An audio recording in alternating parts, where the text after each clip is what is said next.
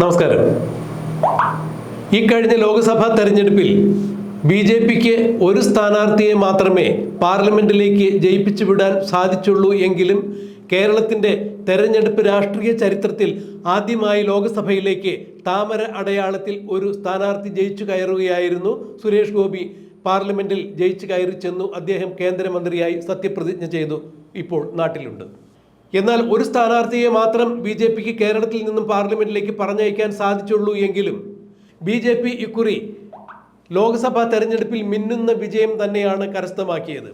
ഏതാണ്ട് 38% വോട്ടാണ് ഇക്കുറി കേരളത്തിൽ ബി.ജെ.പി ലോക്സഭാ തെരഞ്ഞെടുപ്പിൽ നേടിയത് എന്ന് പറയുമ്പോൾ ആ പാർട്ടി ക്രമാനുഗതമായി വളർച്ചയിലേക്ക് പോയിക്കൊണ്ടിരിക്കുന്നു. അല്ലെങ്കിൽ കഴിഞ്ഞ തവണ ഒന്നും കാണിക്കാൻ സാധിക്കാതിരുന്ന മിന്നുന്ന വിജയം തന്നെയാണ് ഇക്കുറി ലോക്സഭാ തെരഞ്ഞെടുപ്പിൽ ബി.ജെ.പി കാഴ്ചവെച്ചിരിക്കുന്നത് എന്നാണ് പറയാൻ സാധിക്കുന്നത്. കേരളത്തിലെ മിക്കവാറും മണ്ഡലങ്ങളിലെല്ലാം ശക്തമായ ത്രികോണ മത്സരം തന്നെയാണ് ബി.ജെ.പി സ്ഥാനാർത്ഥികൾ കാഴ്ചവെച്ചിരുന്നത്. ഇതിൽ എടുത്തു പറയേണ്ട മത്സരങ്ങൾ ആറ്റിങ്ങലിലും തിരുവനന്തപുരത്തും ആലപ്പുഴയിലും തന്നെയായിരുന്നു എന്നുള്ളതിന് യാതൊരു സംശയവുമില്ല. തൃശ്ശൂരിൽ സുരേഷ് ഗോപി മിന്നുന്ന വിജയം നേടി അദ്ദേഹം കേന്ദ്രമന്ത്രിയായിരിക്കുന്നു. എന്നാൽ മറ്റ് 3 മണ്ഡലങ്ങളിൽ ആലപ്പുഴയിലും ആറ്റിങ്ങലിലും തിരുവനന്തപുരത്തും തീപാറുന്ന മത്സരം തന്നെയാണ് നടന്നത്. ഗംഭീര വിജയം തന്നെയാണ് ഇതിൽ ബി.ജെ.പി സ്ഥാനാർത്ഥികൾക്ക് കൽപ്പിക്കപ്പെടുന്നു. താത്വികമായി അവർ പരാജയപ്പെട്ടെങ്കിലും വോട്ട് നിലവാരത്തിൽ കഴിഞ്ഞ ലോക്സഭാ തെരഞ്ഞെടുപ്പിനെ അപേക്ഷിച്ച് നോക്കുമ്പോൾ വലിയ വർധനമാണ് ഉണ്ടാക്കിയിരിക്കുന്നത്. ഇതിൽ ഏറ്റവും കൂടുതൽ എടുത്തു പറയേണ്ട കാര്യം ആലപ്പുഴ മണ്ഡലത്തിൽ മത്സരിച്ച ബി.ജെ.പിയുടെ ഗർജിക്കുന്ന സിംഹണി, കേരളത്തിൻ്റെ ഝാൻസി റാണി എന്നൊക്കെ വിശേഷിപ്പിക്കാവുന്ന ശോഭാ സുരേന്ദ്രൻ്റെ മിന്നുന്ന പ്രകടനം തന്നെയാണ്. കേവലം 1.5 മാസക്കാലം മാത്രമാണ് ശോഭാ സുരേന്ദ്രൻ ആലപ്പുഴ മണ്ഡലത്തിൽ പ്രവർത്തിക്കാനായത്. അവസാന നിമിഷങ്ങളിലാണ് ആലപ്പുഴയിൽ ശോഭാ സുരേന്ദ്രൻ സ്ഥാനാർത്ഥിയായി എത്തുന്നത് എന്നുള്ള പ്രത്യേകത കൂടി ഉണ്ടായിരുന്നു. ആലപ്പുഴയിലെ ബി.ജെ.പിയുടെ ജില്ലാ നേതൃത്വങ്ങളിൽ പോലും അസ്വാരസ്യം പുകഞ്ഞുകൊണ്ടിരിക്കുന്ന സമയത്ത് കേരളത്തിലെ മറ്റുള്ള രാഷ്ട്രീയ പാർട്ടികളിൽ ഉള്ളതുപോലെ തന്നെ ബി.ജെ.പിയിലും ഗ്രൂപ്പ് സമവാക്യങ്ങൾ മിന്നിമറയുന്ന അവസരത്തിൽ ആലപ്പുഴയിൽ ശോഭാ സുരേന്ദ്രൻ സ്ഥാനാർത്ഥിയായി വന്നിറങ്ങുമ്പോൾ അവരെ പിന്തുണയ്ക്കുവാൻ വേണ്ടി നാമമാത്രമായ ആളുകൾ മാത്രമേ ഉണ്ടായിരുന്നുള്ളൂ എന്നുള്ളതും വാസ്തവം തന്നെയാണ്. ബി.ജെ.പിയിലെ സംസ്ഥാന ഘടകത്തിനുള്ളിലുള്ള ഗ്രൂപ്പ് സമവാക്യങ്ങൾ ശോഭാ സുരേന്ദ്രന് അനുകൂലമായിരുന്നില്ല എന്ന് മാത്രമല്ല, അവർക്ക് പ്രതികൂലമായി ഈ ഘടകങ്ങളെല്ലാം വർത്തിക്കുകയും ചെയ്തു. എന്നിട്ടും ശോഭാ സുരേന്ദ്രൻ കഴിഞ്ഞ തവണ ആലപ്പുഴയിൽ ലോക്സഭാ തെരഞ്ഞെടുപ്പിൽ കെ.എസ്. രാധാകൃഷ്ണൻ എന്ന സ്ഥാനാർത്ഥി നേടിയ 1,87,000 വോട്ട് കൂടാതെ 1,11,918 വോട്ടുകൾ കൂടി അവർ നേടുകയുണ്ടായി. ഏതാണ്ട് 3 ലക്ഷത്തി ചില്ലാനും വോട്ടുകളാണ് ശോഭാ സുരേന്ദ്രൻ ആലപ്പുഴയിൽ നേടിയത് എന്ന് പറയുമ്പോൾ തീർച്ചയായും കേരളത്തിലെ ഏറ്റവും കൂടുതൽ വോട്ട് ശതമാനം ഉയർത്തിയ ബി.ജെ.പി സ്ഥാനാർത്ഥി ശോഭാ സുരേന്ദ്രൻ തന്നെയായിരുന്നു എന്നുള്ളതാണ്. ഇത് കേന്ദ്ര നേതൃത്വം തിരിച്ചറിഞ്ഞിരിക്കുന്നു. എന്നാൽ ശോഭാ സുരേന്ദ്രന് ഏത് വിധേനയും കേരള രാഷ്ട്രീയത്തിൽ ഒറ്റപ്പെടുത്തുക, വെട്ടി ഒതുക്കുക എന്നുള്ള ഉദ്ദേശത്തോടു കൂടി കേരള രാഷ്ട്രീയത്തിലെ ചില നേതാക്കന്മാർ പേരെടുത്തു പറയുകയാണെങ്കിൽ രാഷ്ട്രീയ നിരീക്ഷകർ ചൂണ്ടിക്കാണിക്കുന്നത് പോലെ ഇപ്പോഴത്തെ സംസ്ഥാന അധ്യക്ഷനായ കെ സുരേന്ദ്രനും കേന്ദ്രമന്ത്രി വി മുരളീധരനുമെല്ലാം ശോഭാ സുരേന്ദ്രന്റെ പാർട്ടിയിൽ വിഭാഗീയതയുണ്ടാക്കി വെട്ടി ഒതുക്കുവാൻ വേണ്ടി നടന്നിരുന്ന ആളുകൾ തന്നെയാണെന്നാണ് ബി.ജെ.പിയുടെ പിന്നാമ്പുറങ്ങളിൽ നിന്നുയരുന്ന വർത്തമാനങ്ങൾ. ബി.ജെ.പിയുടെ സംസ്ഥാന പുനഃസംഘടനയിൽ അർഹിക്കുന്ന പ്രാതിനിധ്യം കിട്ടിയില്ല എന്ന് ചൂണ്ടിക്കാണിച്ചുകൊണ്ട് ശോഭാ സുരേന്ദ്രനോടൊപ്പം നിൽക്കുന്ന ആളുകൾ കേന്ദ്രത്തിന് കത്തെഴുതുകയുണ്ടായി. തുടർന്ന് വന്ന തദ്ദേശീയ സ്വയംഭരണ സ്ഥാപനങ്ങളിലേക്കുള്ള തെരഞ്ഞെടുപ്പിൽ ശോഭാ സുരേന്ദ്രനോടൊപ്പം നിന്ന ആളുകളാരും പാർട്ടി പ്രചരണത്തിന് ഇറങ്ങിയില്ല എന്നുള്ള കാരണം ചൂണ്ടിക്കാണിച്ച് ഇവരെ പാർട്ടിയിൽ നിന്ന് പുറത്താക്കണം എന്ന് തന്നെയായിരുന്നു സംസ്ഥാന അധ്യക്ഷനായ കെ സുരേന്ദ്രന്റെ ആവശ്യം. എന്നാൽ കേന്ദ്ര നേതൃത്വം ഇത് ചെവിക്കൊള്ളാൻ പോയില്ല. ഒരു കാരണവശാലും ശോഭാ സുരേന്ദ്രനെതിരെയോ ശോഭാ സുരേന്ദ്രന്റെ കൂടെ നിൽക്കുന്ന ആളുകൾക്കെതിരെയോ ദേശീയ നേതൃത്വം ഒരു തരത്തിലും അച്ചടക്ക നടപടികൾ സ്വീകരിച്ചില്ല എന്നുള്ളത് എടുത്തു പറയേണ്ട കാര്യം തന്നെയാണ്. ഇത് സംസ്ഥാന അധ്യക്ഷനായ കെ സുരേന്ദ്രന് വലിയ തിരിച്ചടി തന്നെയായിരുന്നു.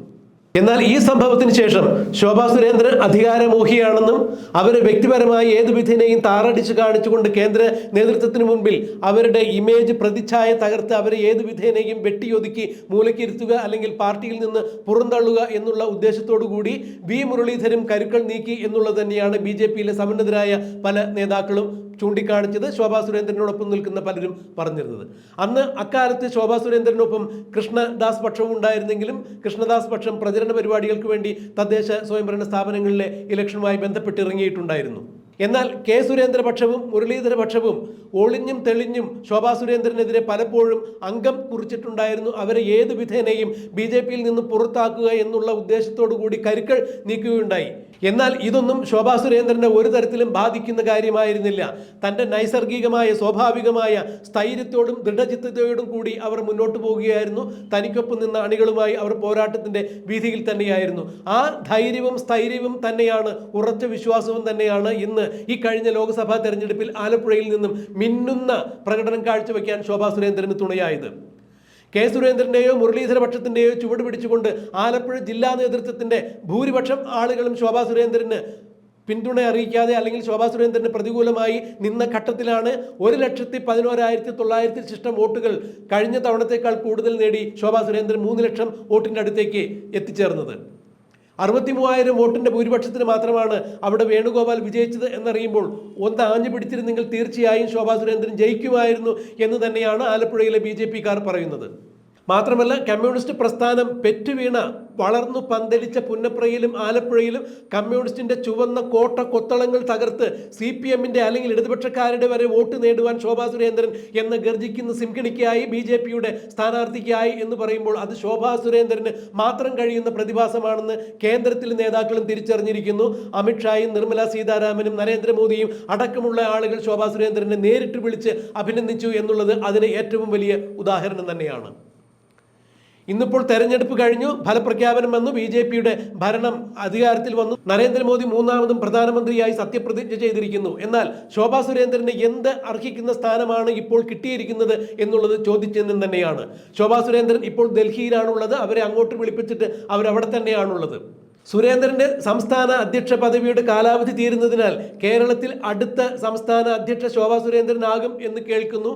അതല്ല, 2ാം ഘട്ട കേന്ദ്ര മന്ത്രിസഭ പുനഃസംഘടന വരുമ്പോൾ ശോഭാ സുരേന്ദ്രൻ അർഹമായ സ്ഥാനം നൽകി സഹമന്ത്രിയായോ അല്ലെങ്കിൽ മന്ത്രിയായോ മന്ത്രിസഭയിൽ തിരഞ്ഞെടുക്കാനുള്ള സാധ്യതകളുണ്ട് എന്നുകൂടി പറയപ്പെടുന്നു. എന്തായാലും ഇവയിൽ ഏതെങ്കിലും തരത്തിലുള്ള ഒരു ഉന്നത പദവി തന്നെയാണ് നരേന്ദ്രമോദിയും അമിത്ഷായും ഉൾപ്പെടുന്ന കേന്ദ്രത്തിലെ മുതിർന്ന ആളുകൾ ശോഭാ സുരേന്ദ്രന് കരുതി വച്ചിരിക്കുന്നത് എന്നാണ് അറിയാൻ സാധിക്കുന്നത്. എന്നാൽ മുരളീധരപക്ഷവും കെ സുരേന്ദ്രപക്ഷവും ശോഭാ സുരേന്ദ്രനെ ഏത് വിധേനയും അടിച്ചൊതുക്കുക, മൂലക്കിരുത്തുക എന്നുള്ള ഉദ്ദേശത്തോടു കൂടി കൃത്യമായി തന്നെ കേന്ദ്രത്തിൽ പണി തുടങ്ങിയിട്ടുണ്ട് എന്ന് തന്നെയാണ് BJP-ക്ക് അകത്തു നിന്ന് തന്നെ അറിയാൻ കഴിഞ്ഞ വർത്തമാനങ്ങൾ. പേര് വെളിപ്പെടുത്തരുത് എന്ന് പറഞ്ഞുകൊണ്ട് ഞങ്ങൾ മാധ്യമത്തെ സമീപിച്ച ആളുകളിൽ നിന്നാണ് ഇത്തരം കാര്യങ്ങൾ വ്യക്തമായത്. എന്തായാലും അത്തരം ഒരു പ്രവണത കേരള സംസ്ഥാന രാഷ്ട്രീയത്തിൽ അകത്ത് നേരത്തെ ഉണ്ടായിരുന്നു.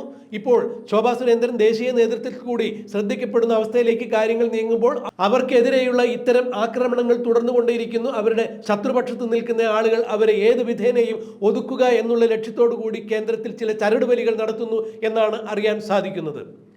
എന്നാൽ ശോഭാ സുരേന്ദ്രൻ കേരളത്തെ സംബന്ധിച്ചിടത്തോളം നട്ടലുള്ള ചങ്കുറ്റമുള്ള നേതാവ് തന്നെയാണ്. അവരുടെ നേതൃത്വത്തിൽ ഇനി വരുന്ന നിയമസഭാ തെരഞ്ഞെടുപ്പിൽ BJP തെരഞ്ഞെടുപ്പിനെ അഭിമുഖീകരിക്കുകയാണെങ്കിൽ ഒരുപക്ഷെ കേരളത്തിലെ ഭരണം തന്നെ ആര് നടത്തണം എന്ന് നിശ്ചയിക്കുവാനുള്ള തരത്തിൽ BJP കേരളത്തിൽ വളരും സീറ്റുകൾ നേടും എന്ന് തന്നെയാണ് BJP-യിലെ പ്രവർത്തകരിൽ നിന്നും അണിയറ നേതാക്കളിൽ നിന്നും അറിയാൻ സാധിക്കുന്നത്. എന്തായാലും ഇനി കേന്ദ്ര മന്ത്രിസഭയിൽ പുനഃസംഘടനയുണ്ടാകുമ്പോൾ വനിതാ പ്രാതിനിധ്യം എന്ന രീതിയിൽ ശോഭാ സുരേന്ദ്രനെ പരിഗണിക്കും. അല്ലെങ്കിൽ ഉറപ്പായും കേരളത്തിന്റെ സംസ്ഥാന അധ്യക്ഷ പദവിയിലേക്ക് ശോഭാ സുരേന്ദ്രനെ നരേന്ദ്രമോദിയും അമിത്ഷായും അവരോധിക്കും എന്ന് തന്നെയാണ് ഇപ്പോൾ അറിയുന്ന വിവരങ്ങൾ. ഇതിന് ഏത് വിധേനയും തടയിടുക എന്നുള്ള ഉദ്ദേശത്തോടു കൂടി കേരളത്തിലെ സംസ്ഥാന നേതാക്കൾ അവിടെ പണിയെടുക്കുന്നുണ്ട് അല്ലെങ്കിൽ ചരട് വലിക്കുന്നുണ്ട് എന്നാണ് BJP-യുടെ പിന്നാമ്പുറങ്ങളിൽ നിന്ന് ഉയരുന്ന വർത്തമാനങ്ങൾ. എന്തായാലും ശോഭാ സുരേന്ദ്രൻ കേരളത്തിന്റെ BJP-യുടെ സംസ്ഥാന അധ്യക്ഷയായി വരുമോ, അല്ലെങ്കിൽ നരേന്ദ്രമോദിയുടെയും അമിത്ഷായുടെയും നിർമ്മല സീതാരാമന്റെയും എല്ലാം പ്രത്യേക താല്പര്യപ്രകാരം വനിതാ പ്രാതിനിധ്യം എന്ന രീതിയിൽ മന്ത്രിസഭയിലെ വനിതാ പ്രതിനിധി എന്ന രീതിയിൽ കേന്ദ്രമന്ത്രിയാകുമോ എന്നുള്ളതെല്ലാം ആകാംക്ഷയോടുകൂടി കാത്തിരിക്കുകയാണ് കേരളത്തിലെ BJP ഘടകങ്ങൾ. നമുക്കും അതിനായി കാത്തിരിക്കാം, കാര്യങ്ങൾ കണ്ടറിയാം. അസാധ്യമെന്ന് കരുതുന്നത് ഇനി സാധ്യമാകും. ഹാട്രിയിലൂടെ ഹാട്രി, hair transplant and PRP clinic.